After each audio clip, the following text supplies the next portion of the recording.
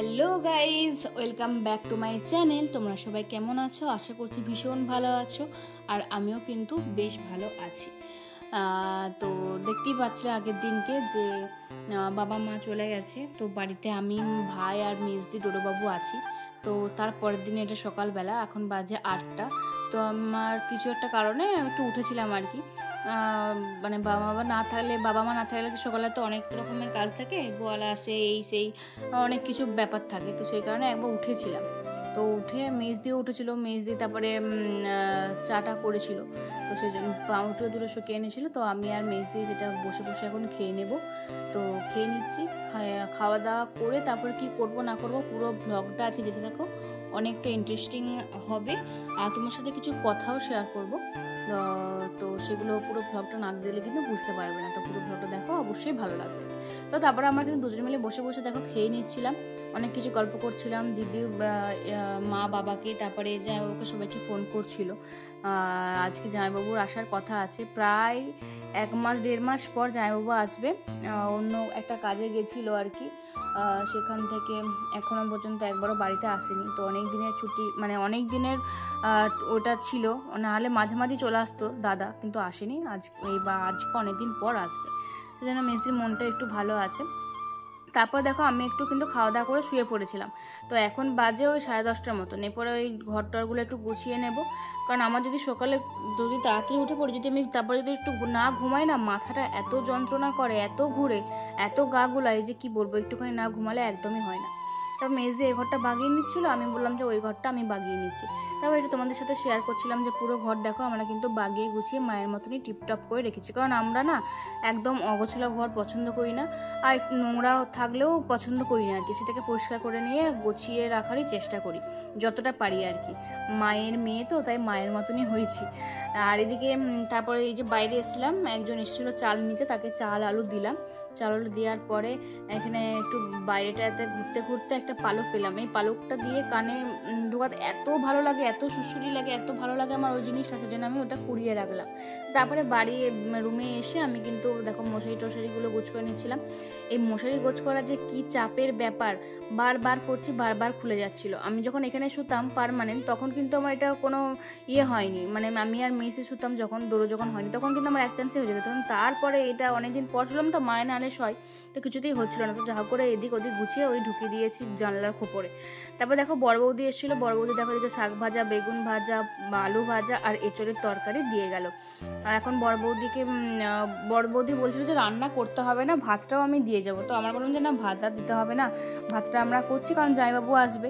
তাহলে কত কি চাল লাগবে, তোমরা অনেক বড় হাঁড়ি লাগবে তোমাদের, তো দরকার নেই, তরকারিটা একটুখানি অল্প করে দিয়ে যাবে, আমরা অল্প তরকারি খাই, তো অল্প দিয়ে যাবে, আর ভাতটা আমরা করে নেবো। তো মেসে সকালেই ভাত চাপিয়ে দিয়েছিলো, আর তরকারিগুলো বড় বৌদি দিয়ে চলে গেল। আমি তারপরে দাঁতটা মেজে নিচ্ছিলাম। আর ওদিকে ডিম ছিল, ডিমটা ওই কী বলে ICDS এর ওই ডিমটা ছিল, 2টো ডিম দিয়েছিল আজকে। আমি একটা খেলাম, মেজদেরটা খেয়ে এলাম। তারপরে মুখ টুক ধুয়ে একটু ফ্রেশ হয়ে একটু জল টল খেয়ে নেবো। জল টল খাওয়ার পরে কি করছি না করছি সেটা তো তোমরা দেখতেই পাবে, সব কিছু শেয়ার করবো। জানি না আজকে পুরো ব্লগে কি থাকছে না থাকছে, মানে কি হতে চলেছে। আমি তো যেহেতু ইনস্ট্যান্ট ভিডিও করছি, তো জানি না। তো তারপর এদিকে দেখো আমি এদিকে সব কিছু করতে করতে আমার নখটা না মানে খোঁচ উঠে গেছে। অনেকদিন থেকেই ভাবছিলাম যে নখগুলো কাটবো, অনেক বড় বড় হয়ে গেছে, বিয়েবাড়ি টিয়েবাড়ি ছিল তো, সেজন্য কাটা হচ্ছিল না, সময়ও পাচ্ছিলাম না। তো ভাগ্যে সেই খোঁচটা উঠলো, দেখতে পাচ্ছ হাতের নখে খোঁচটা উঠলো বলেই কিন্তু হাতের নখগুলোকে আমি কাটবো ভাবছি। এরপরে না কাটলে হবে না, কারণ বড্ড লেগে যাবে, খোঁচ মানে লেগে যায় বড্ড, তো সেই কারণে কাটতে হবে। তো চলো আগে এগুলো গোছ করে নিই, অনেক কাজ, একটার পর একটা খুটখুটলি কাজের শেষ নেই। তো ছাদে দিয়ে আসা, ছাদ থেকে নিয়ে আসা, মেজদি আমি দুজন মিলে সব কিছু করে নিচ্ছিলাম। তারপরে ছাদ থেকে কালকে অতগুলো জামা কাপড় নিয়ে এসেছিলাম, গোছ করার টাইম পাইনি বা ভালো লাগেনি। তো সেই কারণে আজকে চান করতে যাওয়ার আগে ভাবলাম এই জামা কাপড়গুলো একটু গাছ করে নিই। এই ভালো লাগছে না, একভাবে পড়ে আছে সোফার উপরে, দেখতে বাজে লাগে। তো সেই জন্য ঠিকঠাকভাবে গোছ করেছিলাম। যেগুলো আর এখন দরকার লাগবে না সেগুলো এইদিকে রাখছিলাম, আর যেগুলো এখন দরকার সেগুলো এই পাশে আমার পেছনের দিকে রাখছিলাম। তো স্নান যেহেতু করবো সেজন্য নাইটি ফাইটিগুলো ওইদিকেই রাখছিলাম, কারণ ওইগুলোই স্নান টান করে পরবো। আজকে আবার পুজোও করতে হবে, যেহেতু মা নেই, পুজোটা আমারই দায়িত্ব, মা দিয়ে গেছিলো আমাকে, পুজো পাজার দায়িত্বগুলো আমার উপরই ছিল। তো সেই জন্য আমি পুজো পাজা করবো, নাহলে মা তো সকালবেলা উঠে স্নান টান করে পুজো করে নেয়। তো এইদিকে দেখো গোছ করে নিয়ে এখানে রেখে দিয়েছি। এরপরে এইদিকে দরজাটা একটু বন্ধ করে দেবো, দেন আমি চান করতে যাব এরকম ভাবছিলাম। আর ভাবতে ভাবতে দেখি যে তোমার আমাদের সুমিতদা এসে গেছে, তার জন্য ক্যামেরাটা আবার অন করলাম।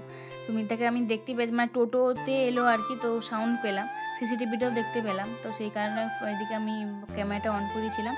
সুমিতদার অবস্থা খুবই খারাপ, একই তো গরমের মধ্যে এসেছে, আবার পা নাকি প্রচুর মানে মোচড় লেগে গেছে, দুদিন ধরেই শুনছিলাম পায়ে মোচড় লেগেছে, আর পাটা দেখছি তাই এত ফুলে গেছে, এত ব্যথা, এখানে পুরো কালো কালচিটে হয়ে গেছে, আর পাটার অবস্থা খুবই খারাপ। তো ডাক্তার দেখিয়ে ওষুধ নিয়ে ভলিনি স্প্রে দিয়েছে, নিয়ে এলো। তারপর মেজদি বলছিল তো চুলের কি অবস্থা, চুলটা এইভাবে কেন কেটেছিস?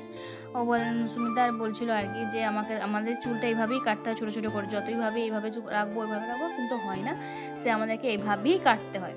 তারপর আমি তো এদিকে ঠান্ডা আর মিষ্টি আমাদের বাড়িতে কিছুই নেই, সত্যি কথা বলতে কি মা একদম ফ্রিজ পরিষ্কার করে দিয়ে গেছে, যে নাহলে ভাই আমাদের প্রচুর ওই ফ্রিজের জিনিসগুলোকে খায়, সেই জন্য। তো আমি একটু জলের বোতলই দিলাম, তারপরে ফ্রিজটা খুলে দেখলাম যে মিষ্টি ফিষ্টি আছে, দেখে দেখলাম যে না মিষ্টি ফিষ্টি নেই, মেজদের দিকে ছানা করে রেখেছে, আর এই যে পাউরুটি আর ডিম করে আছে আর কি। তো কিছু করার নেই, সুমিতাকে বললাম ওটাই খাও। আর তারপরে মেজদি ডোডোকে খাওয়াচ্ছিল, দেন হচ্ছে যে মেজদি শরবত করে দিয়েছিল।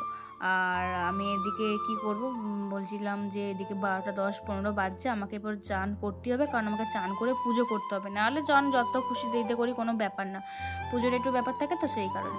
আর যেহেতু ভ্লগ করছি, তো একটার পর মানে ভ্লগ করার যে কি ঝামেলা যারা করে তারাই একমাত্র বোঝে আর কি, মানে একটা সিম্পলভাবে কাজ করা, স্মুথভাবে একটার পর একটা, আর একটা ভ্লগ করার সময় কাজ করা মানে প্রচুর চাপ, আকাশ পাতাল তফাৎ।